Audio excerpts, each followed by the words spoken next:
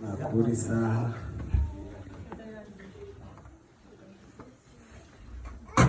sorry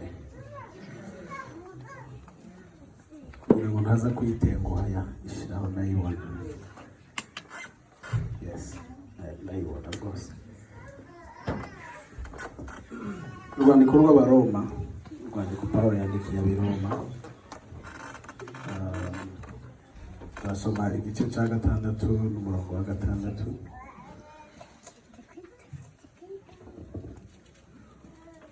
tuze gusoma muri icyo gice nanone muri urwo rwandiko mu gice cya 8 umurongo wa 3 ndasoma kubera impamvu z'igihe wenda turavuga umwanya ushoboka dushobozwa n'Imana. Mvuze urwandiko rw'abaroma igice cya 6 umurongo wa 6 kandi tumenye iki yuko umuntu wacu wa kera yabambanywe nawe kugira ngo umubiri w'ibyaha ukurweho twe kugumya kuba imbata z'ibyaha. Reka dusimbuke dusome igice c'8 umurongo wa 3.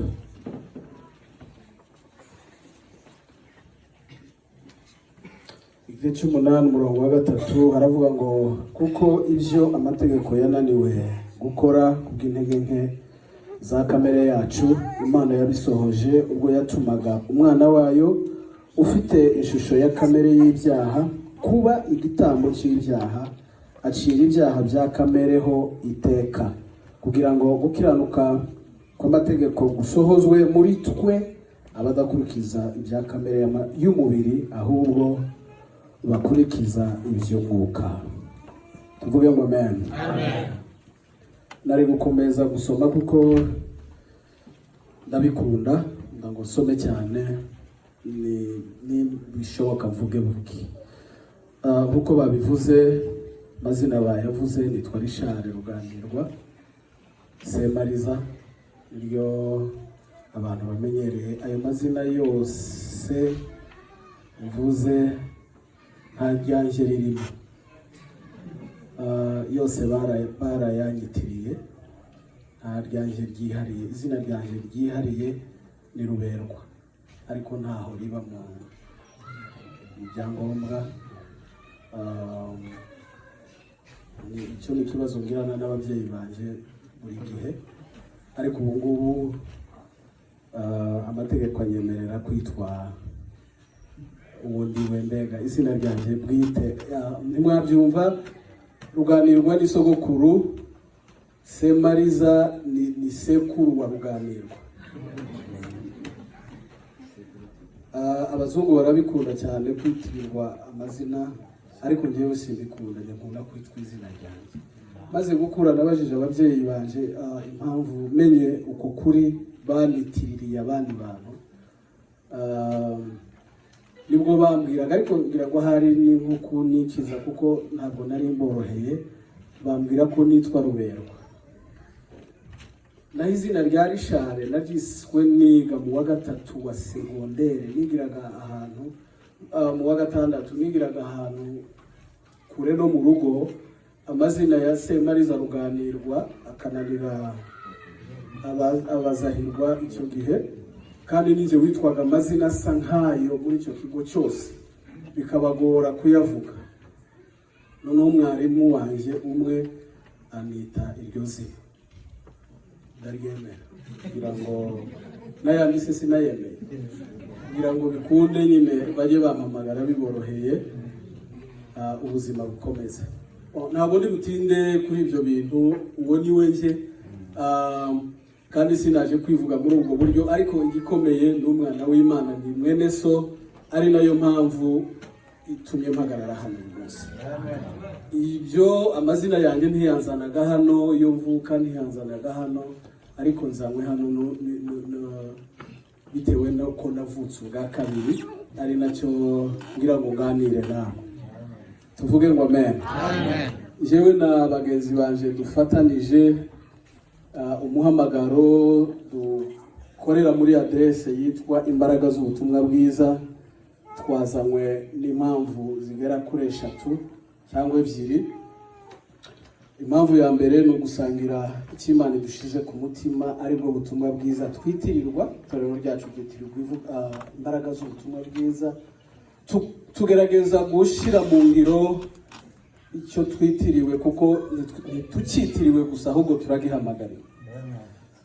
Ndabyanga kandi ndabirwanya kwitirirwa izina udasa naryo, udakora nkaryo, udakorera. Kuko abenshi dukunze kwiyita andi mazina. Ubu mwamwumvishije mvuga ngo nitwa pasiteri, revera, cyangwa bishop, cyangwa apotre, tukabigira amazina yacu, ariko ntabwo ari amazina yacu, ahubwo ni imihamagaro duhamagarwa.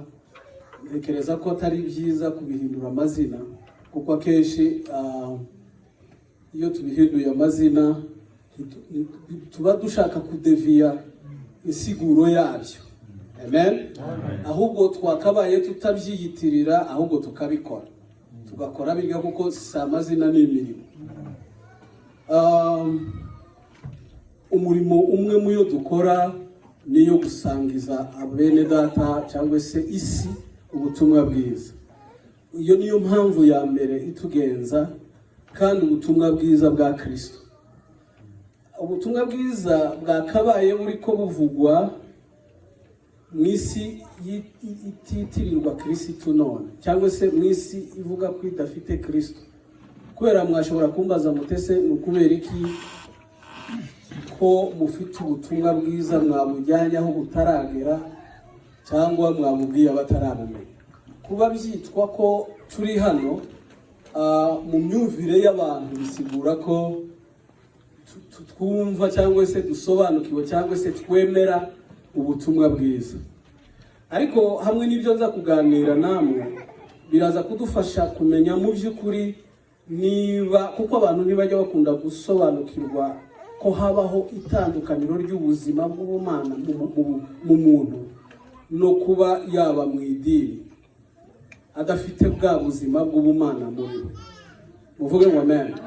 Ikitugenza rero ni ukuvuga ubuzima bw'ubumana, kandi ubwo buzima bw'ubumana bukomoka kuri yo, ntibukomoka ku muntu, ntibukomoka ku mupasitori watekereje agatangira icyo twita aho basengera. Kuko hari itandukaniro ryo gusenga, hakaba n'itandukaniro ryo kugira ubuzima busenga. Amen.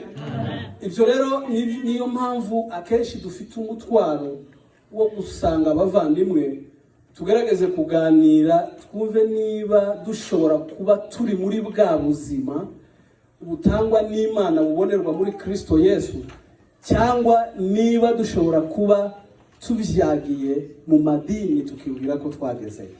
Sizi muragenda mumbabarira, birashoboka ko ikinyarwanda mvuga n'icyo uvuga bitandukanye bitewe n'uturere twakomotseho. Ibyo nzaza mvuga mutumva muze musiguza. Tuvuge ngo amen. Ikindi cya kabiri ni ugufatanya. Twazanywe no kugira ngo dufatanye. Iwacu ntawasenzeyo, abasengeyeyo, ariko twasenze. Amen. Twakiziriya muryango kugira ngo dukingure uno dusengere hano, dusabane namwe, dusangire ibyo dufite mu rwego rwo gufatanya. Isadaka yacu ntabwo turi buyitaha, turayitanga hano uyu munsi. Uko ingana niba $1 nk'ija mu kigega cya Power irabiri hano. Ubwo ni ubufatanye bwatuzanye kugira ngo dufatanye namwe icyo kintu. Mfite igihe kigufi, mfite byinshi. Ni umwanditsi, ibyo ngiye kuvuga nabikura muri aka gatabo. Dufite aka gatabo kitwa ngo Yesu Kristo ninde. Sous-titre yako iravuga ngo ese ushobora kuba warumvise inkuru za Yesu Kristo ugakeneye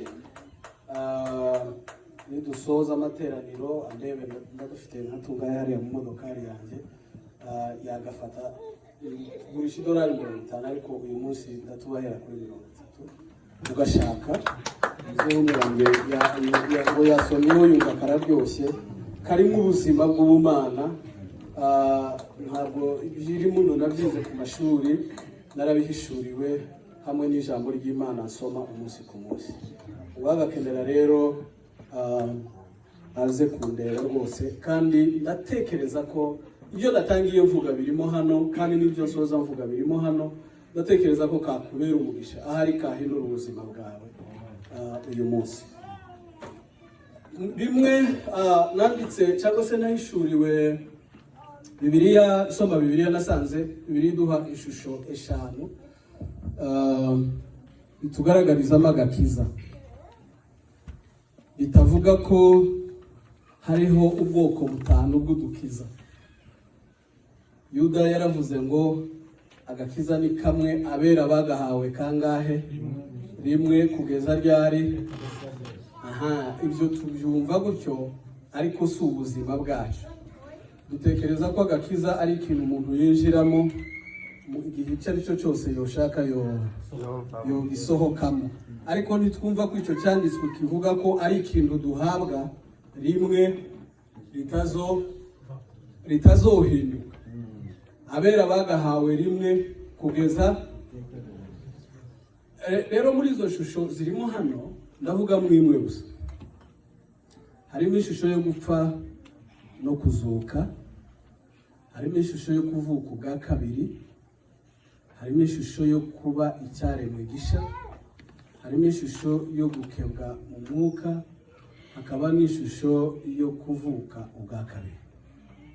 Izo shusho eshanu zose nazivuzeho nishingikirije ku cyanditswe kera, aricyo Bibiliya tujya dusoma buri munsi. Ubundi ni umuvugabutumwa n'umwarimu wa Bibiliya. Ndagerageza kuvuga amagambo nashaka abe make, ariko navuge nitonze, ndatanze za haleluya nishi. Abapende niko nza numva abantu benshi bamwe muri mwe babivuga. Abapende turadukunda ngo shout haleluya, dukunde twumve ko byakunze. Pastor urambabarira, hariya ni kure, naganira n'abantu numva twegeranye cyane. Muzi ikintu bita icyo tuvuga ngo tuzamurire Imana icyubahiro. Iyo umuntu avuze ngo bazamurire Imana icyubahiro, iwacu bakunze kubikoresha cyane, namwe murabikoresha. Baba bavuze ngo bagire bati bazamura amaboko, ni muyazamure rero ndebe. Icyo mbikoresha kugira ngo ndebe ko ahari turi kumwe namwe, ariko siko kuzamurira Imana icyubahiro. Icyubahiro cy'Imana ntabwo kiba mu maboko yacu, mu gihe kitaba kiri mu mutima.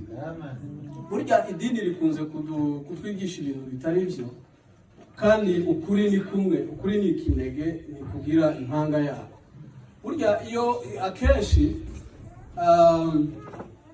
hari ibintu kugira igitereko, kugira icyicaro. Iyo ikindi kintu cyose cyicaye muri cya cyicaro cy'ukuri kiza gisa n'ukuri, ariko ntikiba ari cyo. Amen. Gisa n'ukuri kubera ko cyicaye mu cyicaro cy'ukuri. Nubwo gifite ishusho yo gusa n'ukuri, ariko si ukuri, kuko ukuri ni kugira impanga, ni ikinege. Tuvuge ngo amen. So rero idini rikunda cyane kutwereka gukoresha utuntu dusa nkaho ari two, ndetse twanabyina tuza tuvuga ngo turirimbe tunezerwe. Siko tuza tuvuga ayo ni amaterme y'idini, turirimbe tunezerwe. Kunezerwa ntiguterwa nuko twaririmbye, ahubwo turirimba kubera ko tunezerwe. Usomye neza indirimbo zakomotse mu munezero wo gutahura icyo Imana yakoze. Mu gihe rero twe turirimba kugira ngo duhamagare umunezero, tuba duhamagara amarangamutima, ariko ntiduhamagara umunezero, kuko umunezero nyakuri utera uririmba kuririmba. Reka mvuge ishusho yo gupfa no kuzuka bukeya, kugira ngo ntaza kwica igihe nahawe n'umushumba, kandi sinkirenza rwose. Nimugira amatsiko yo kumenya ibirenze ibyo mvuga, muze gusoma kariya gatabo. Tuvuge ngo amen. Amen. Amen. Amen. Amen. Kubera iki hari utubazo nabaza cyangwa se twabazanya njye nawe, kubera iki dupfa kugira ngo dukizwe? Ese nyuma yo gupfa hari ubuzima, habaho kubaho? Kubera iki Bibiliya ivuga, nimba mwasomye, nimba mwumvishije uko nasomye, nde wakwibuka uko nasomye? Ndabizi ko ari ntawe, kubera ko ni mwarimu, nicyo gituma mbajije. Akenshi gituma tudahinduka nuko tuza gusohoza umugenzo, tutaza n'imitima ifite expectation, ifite izi ikishaka, ifite ikishaka, ikikurikiye. Akenshi tuza twibaza ngo ese niki ritorero rimariye, ariko ntiwibaze icyo wewe umariye iritorero. Akenshi uza uje kugwiza umurongo, mushumba urambabarira umuvuga butumwa, ariko abo dusenga nabo barabizi ko ntakigira izo mpungenge. Ubundi twakagombye kumera nka Yesu. Yesu aduha urugero rwiza cyane cyane. Usomye Luka 14, Bibiliya imbwira ku murongo wa 23, Bibiliya imbwira ngo abantu benshi ngo baza aho ari. Abantu benshi baje aho uri ntibavuga ngo byaciyemo pastor. Baza aho ari, ariko we arabahindukirana aravuga ngo umuntu ushaka kuza aho undi, avuga ibintu bitatu bikomeye biza bisubizayo benshi. Amen. Twakagombye kuba twibaza, tutekereza nka Yesu. Akabaza umuntu ngo why, kubera iki? Ukuri iki? Why? Kubera iki muri hano? Murashobora kuba wenda muzi uburyo mwajemo, murashobora kuba muzi aho mwanyuze muza, murashobora kuba mwari munazi ko none mugomba kuza. Ariko hari ikintu gikomeye kiza kirengagizwa, cyakabaye kiri mu buzima bwa buri wese uri muri twe, cyo kwibaza ngo ese why, nukubera iki ngiye gusenga? Uko tubonye igisubizo cy'icyo kibazo, ubuzima bwacu bwahinduka. Tuvuge ngo amen. Urambabarira cyane, ndabizi ko Imana yampaye ibintu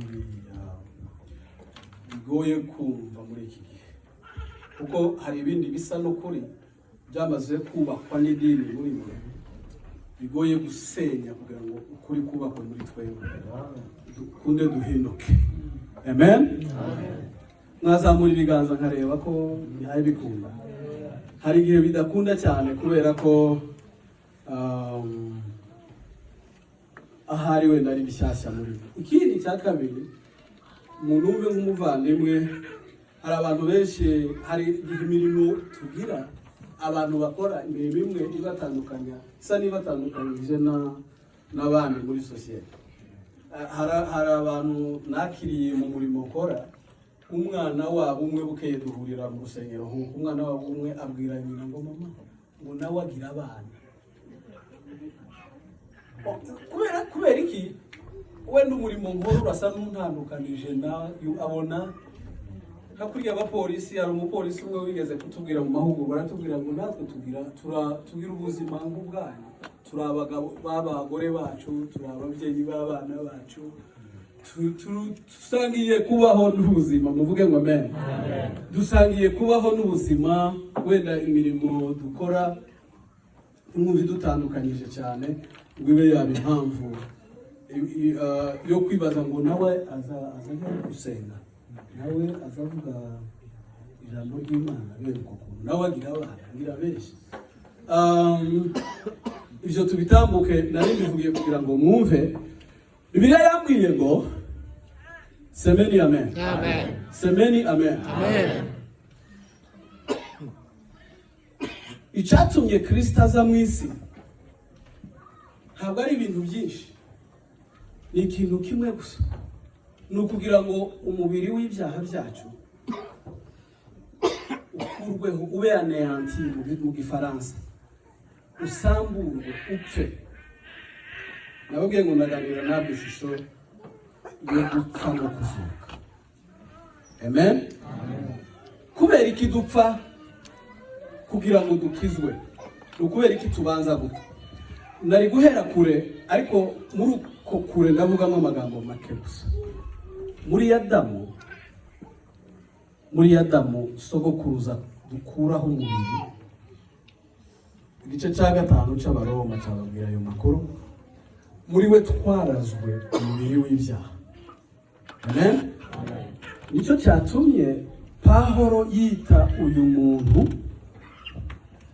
wa mbere ya Kristo ari umuntu wa kera, nubwo yabavutse uwo munsi. Umuntu wese utaravuka cyangwa se utaragira ubuzima bw'ubumana Kristo atanga, uwo muntu yitwa uwa kera, nubwo yabagize imyaka myinshi aba muri iyi ngiyi. Amen.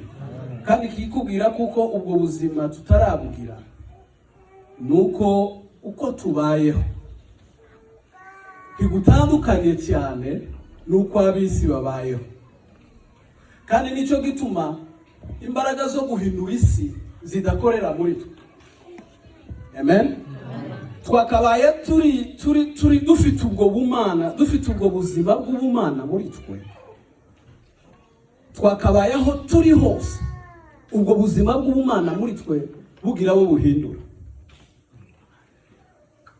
Ntabwo naje guca urubanza, hari umucamanza w'ukuri ni Kristo Yesu. Ariko icyo naje kuvuga nuko uwo Kristo Yesu yazanye ubuzima twari dukeneye. Uvuge ngo amen. Kandi ubwo buzima nibwo buzima bw'ubumana, nibwo buzima twaburiye muri Adamu. Ngarutse aho nari impereye, reka mbabwire ukuntu icyaha cyamazeho umuntu wa kera, ku buryo uwo muntu wa kera bitakundaga kwasanwa. Kuko gukizwa si nko gusana ibyangiritse. Umuntu wa kera yaraharibitse, yarapfuye, yarangiritse, ku buryo nta kintu na kimwe cyasigaye cyosanwa. Muvuge ngo amen. Nta kintu na kimwe cyasigaye muri we cyosanwa. Imana iganira na Adamu yaramubwiye ngo kuri iki giti kiri hagati mu ngobyi ntukakiryeho, kuko umunsi uzakiryaho uzapfa. Icyo Imana yavuganye na Adamu kwari ugupfa bwa buzima Imana yahaye Adamu gutandukanywa nabwo. Kuko umunsi Imana yaremye Adamu yamuhaye inkomoko ebyiri. Unumve, uvuge ngo amen. Yamuhaye inkomoko ebyiri. Bibiliya ivuga ko yagenje ite? Tuganire noneho nawe. Imana yabumbye ubutaka, sibyo? Tuganire nawe. Irangije kubumba ubutaka igenza ite? Ibuhumekeramo umwuka wayo, umuntu abaye iki? Ubugingo buzima. Semeni amen. Icyo Imana yari ibwiye umuntu, yari imubwiye ngo umunsi utazumva iki kintu mvuze, ubu bugingo buzima nguhaye. Mu yandi magambo, Imana yari isangije umuntu inkomoko nayo. Muvuge ngo amen. Imana yari isangije umuntu inkomoko nayo. Ibigize Imana Bibiliya itubwira ko ari umwuka. Kubaho kwayo ariko kundi mwobyumva. Mu yandi magambo, Imana yari yimuye ubuturo bwayo, kuko iyo ntigira ubuturo iba hose kandi habera rimwe. Mu yandi magambo, ishoboye byose. Hari n'igihe yo kwimura ubuturo bwayo igakuraho presence. Igihe Yesu yari kwapfa ku musaraba, Imana kubera kwibera hose rimwe, yari nashoboye no gukura kubaho kwayo aho Yesu yari kwapfira kubera ibyaha. Ni nako byagenze. Ntigira inyuma nk'uku nereke uku ndi kubareba, sindi ko ndeba hano inyuma. Imana yo ntigira inyuma hayo. Muvuga ngo amen. Ariko uwo munsi Yesu yari kwapfa, yakuyeho kubaho kwayo, yakuyeho presence yayo muri ka gace Yesu yari kwapfiramo, kubera ko Imana ntizibana n'ibyaha. Yesu yari amaze guhinduka ibyaha ari umufuka wuzuyemo ibyaha by'abari mu isi. Imana ikura kubaho kwayo muri ka gace. Tuyikomera amashyi akomeye Imana. Imana imaze kubwira Adamu ngo uzapfa, ni bwa buzima yari imaze kuvuga bw'ubumana bwari muri we ko azatandukanywa nabwo, kandi niko byagenze. Muvuge ngo amen. Amaze gukora ibyaha niko byagenze. Ni ukuvuga ngo uwo muntu wari usigaye aho, mwumve aho agakiza gakomoka. Uwo muntu wari usigaye aho niki yari akwiye kugira ngo asubiragire bwa buzima. Ni ugusanwa n'imbaraga ziwe ashiramo n'ubukoryo, ni idini, ni ukumultiplier gusenga, ni ukujya gusenga buri munsi, ni ukwitwararika, ni ugusoma Bibiliya, ni ukubigenza ate. Uwo muntu yari akeneye Imana kugira ngo yongere igarure kwa kubaho kwayo muri yo. Umuntu yogukuye he? Nicyo cyatumye Petero abwira Yesu mu butumwa bwiza bwa Yohana kuri 6 aravuga ngo twakuva he? Twakuvaho tukajya he?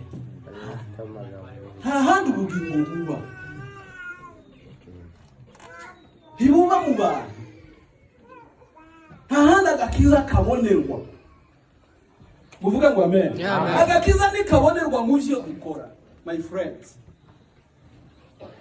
Agakiza kabonerwa mu Mana. Niko ijambo rya Bibiliya rivuga mu byakozwe n'intumwa 2 ko nta handi agakiza kaboneka kava ku Mana gusa. Vuga ngo amen. Imana imaze kuva muri uwo muntu rero, uwo muntu arapfa, uwo muntu asigara spirituellement mu buryo bw'umwuka, ubuzima bw'ubumana buva muri we, asigara ari intumbi ku by'ubumana, asigara ari intumbi mu by'umwuka, asigara ari umubiri. Nubwo umubiri wishiwemo n'urubori rw'urupfu uwo munsi, ariko ntiwapfuye uwo munsi. Muvuge ngo amen. Wasigaye mu urubori murarwumva, ari narwo ruzarutuma dupfa nanone. Kuko Yesu ntabwo yigeze aza kurukura mu mubiri, kuko uyu mubiri ntabwo uzaragwa ubugingo buhora. Uyu mubiri Imana yawuhinduye ingando yo kubitsamwo ubuzima bw'ubumana, aribwo twita umwuka wera.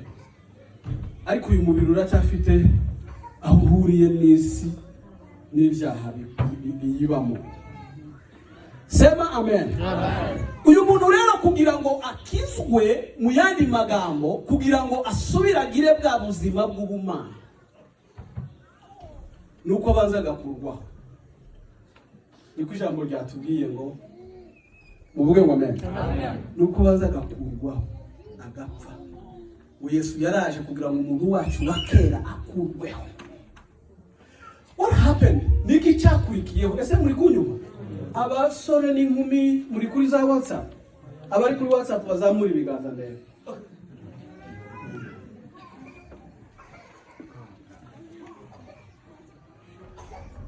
Muvuge ngo amen. Hari ibintu byakurikiyeho byabaye ntaza gutindaho, biri muri kariya gatabo, ariko reka ngaruke kuri iki kintu kimwe. Muvuge ngo amen. Reka ngaruke kuri iki kintu kimwe. Umunsi Adamu akora icyaha, abamukomora kubaho bose bavukanye uwo mugera w'icyaha. Dawudi yarabibonye, abivuga muri Zaburi ya 51. Aravuga ngo mu byaha niho mama yambyaye. Muvuge ngo amen. Nukuvuga ngo tuvuka twambaye, tuvukana ya inheritance, wa murage w'ibyaha gukomora muri sogokuruza Adamu. Niba wowe ubyumva ukundi, niba atari uko, reka ngubaza akabazo. Muzi Kayini yagize atera yishe? Icyo gihe yamwishe, mu isi hari Adamu na Eva Kayini niwe wari imfura agakurikirwa na Abeli. Umwumvira undi muntu wigishije Kayini kubaza agafuni kandi akamenya ngo nagakubita ahantu umuntu arapfa.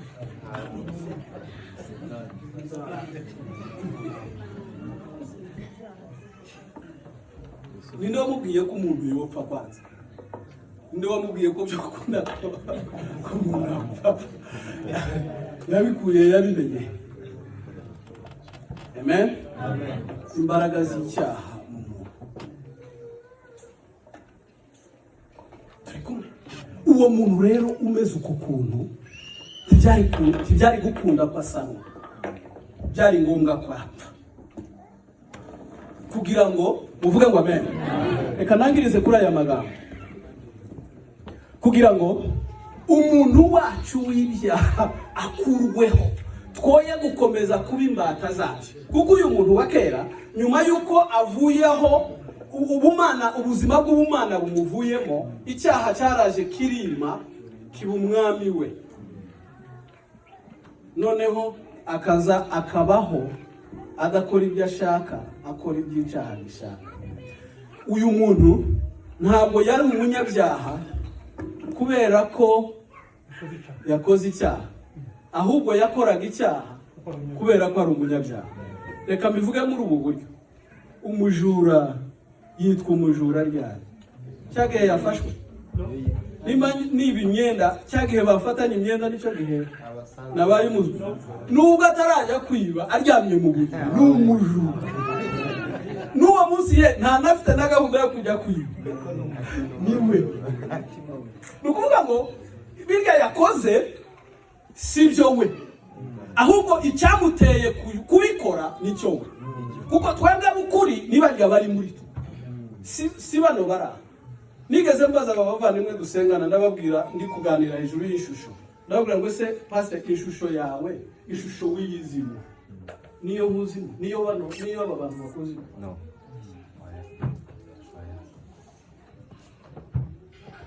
Amen. Hanyuma rero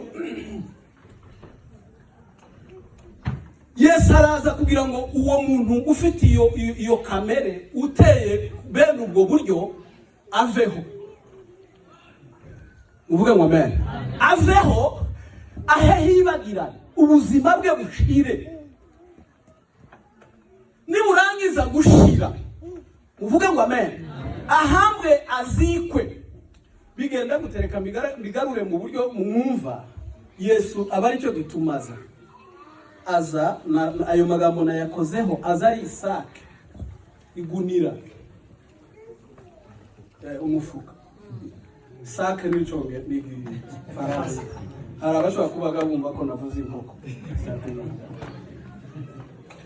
Aza ari umufuka.